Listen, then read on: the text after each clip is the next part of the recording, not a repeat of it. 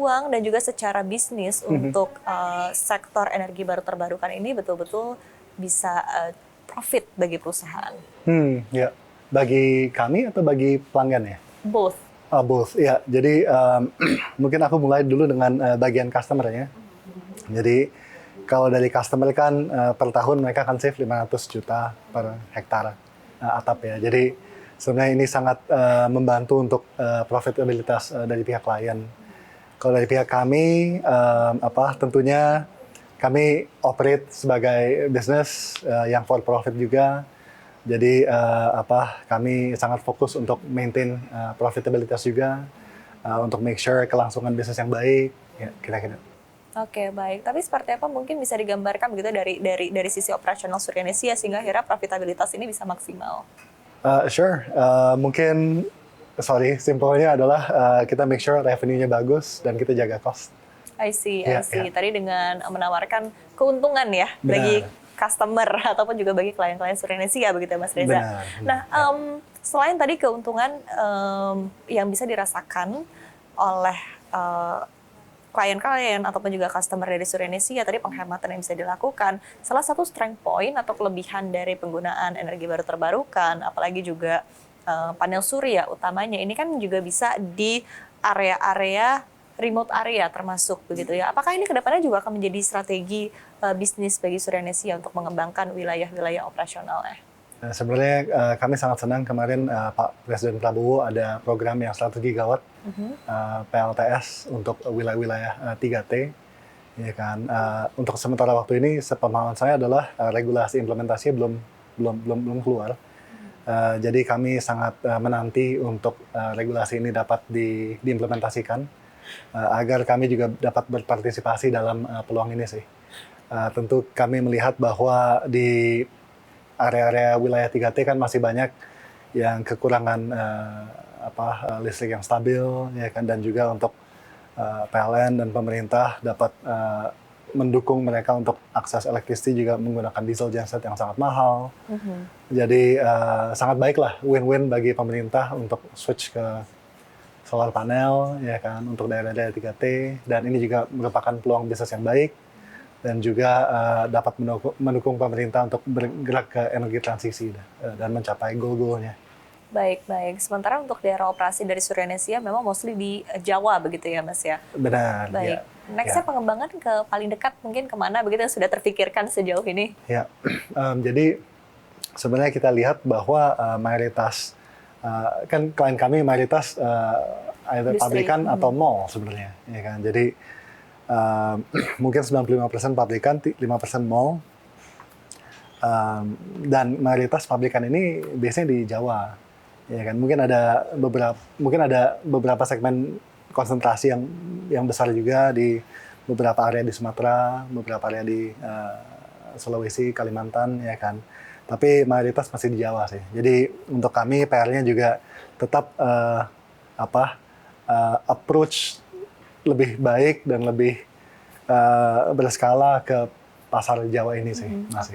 Oke, apakah kedepannya nanti juga akan merambah sektor lainnya seperti mungkin residensial ya? Ini juga apakah dilihat sebagai sektor yang potensial? Ya, jadi sebenarnya kalau dari pandangan kami melihat bahwa segmen industri dan mall mungkin adalah segmen yang paling menarik, karena setiap kali dari perspektif kami ya, sekali kami dapat proyek tuh cukup besar-besar, ya kan. Sedangkan kalau residential kan buat kami setiap proyek mungkin lebih kecil ya. Jadi untuk kami membangun kapasitas yang besar tuh makan waktu dengan cukup panjang dan juga mesti kerahkan energi yang luar biasa besarnya untuk membangun portfolio dari segmen industri. Jadi untuk sekarang ini kami masih fokus ke komersial industri sih. Baik, karena sekali lagi di sini juga masih cukup menarik ya, dan perkembangan juga masih begitu besar. Benar, dan opportunity-nya masih cukup besar. Oke. Ya. Apakah artinya Mas Reza melihat ini masih sektor industri yang cukup blue ocean artinya Mas? Blue ocean sih enggak ya. Jadi sebenarnya kalau kami approach ke customer, mayoritas tuh udah di approach beberapa vendor, supplier, ya kan. Jadi kami lihat bahwa mereka sudah cukup familiar dengan solusi solar panel, Cuma masalahnya adalah vendor-vendor ini mungkin kurang bisa melayani dengan baik ya kebutuhan-kebutuhan pelanggan kami. Jadi ujung-ujungnya pelanggan tuh bingung, ya kan? Dan concern-concern mereka tidak bisa terjawab. Mungkin contohnya, mungkin saya berikan dua contoh, ya kan? Yang pertama adalah struktur bangunan. Kalau kita pasang panel surya di atapnya klien kan, bangunannya kita harus pastikan bahwa bangunannya aman, ya kan? Kalau kompetitor dan vendor-vendor lain mungkin nggak dicek, gitu kan. Jadi customer ada kekhawatiran ini, namun dari pihak vendor-vendor yang lainnya nggak cek. Jadi customernya nggak pernah merasa nyaman untuk maju dengan solar panel, gitu kan. Jadi itu kendala pertama. Dan untuk kendala ini sebenarnya kami udah menyiapkan juga tim struktural yang cukup capable untuk dapat memberikan solusi-solusi perkuatan atap yang murah dan juga tidak mengganggu operasional klien, supaya klien merasa nyaman ada solar panel di atap mereka untuk 20-25 tahun ke depan. I see. Nah, itu yang pertama. Yang kedua, kadang-kadang kami dengar dari customer kami adalah udah hampir signing sama vendor lain, tapi di hari H atau menjelang hari H tuh banyak fine print yang merugikan customer, dan customer jadi kaget. Oke, contohnya apa, Mas? Ini artinya agar customer juga bisa lebih teliti begitu ya ketika Benar, kontrak ini. benar. Jadi ada pasal-pasal aneh yang kalau dalam skenario A dia nggak dapat saving dan lain-lain, ya kan. Jadi ujung-ujungnya merugikan customer, dan ujung-ujungnya customer merasa tidak percaya sama vendornya gitu. Jadi untuk hal ini sebenarnya di Suryanesia kita berusaha untuk transparan sama customer, hal yang kami janjikan kami berikan selurus-lurusnya, ya kan, tanpa hidden fee atau surprise dan lain-lain. Jadi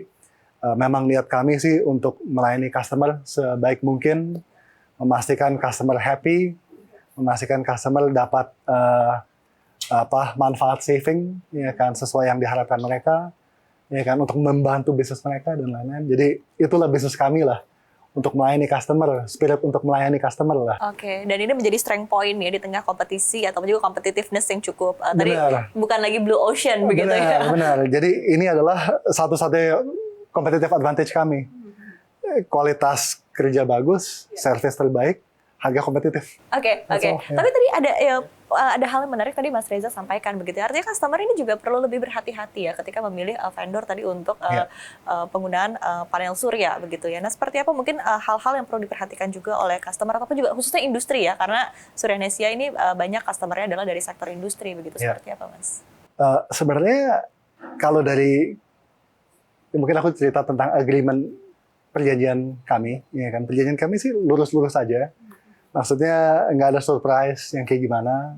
Kita jelaskan setiap pasal ke customer seterbuka mungkin. Kita infokan ke customer pasal-pasal mana saja yang mereka harus watch out, harus perhatikan karena ini bisa lanjut ke depannya. Jadi dari awal pun kita terbuka sama customer supaya mereka juga nggak ada kekhawatiran yang tidak terungkapkan atau tidak ada surprise di tengah jalan. Jadi enak ke depannya untuk kontrak panjang gitu dalam pelaksanaannya. I see, Mas Reza.